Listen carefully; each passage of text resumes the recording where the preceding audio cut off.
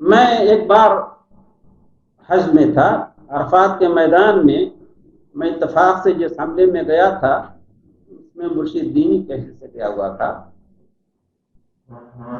दिन तकरीबन गुजर गया, लोग अल्लाह रब्बुल आलमीन की इबादत में मशगूल थे। ला इलाहा इल्लल्लाह वहदहु ला शरीका लह लहुल मुल्क व लहुल हम्द कसरत से पढ़ रहे थे। जब वापसी का वक्त हो रहा था, एक साहब, मैं जानता हूँ उनको, यहाँ मनामा में जामा मस्जिद के पास एक दुकान में काम करते थे, केरला से।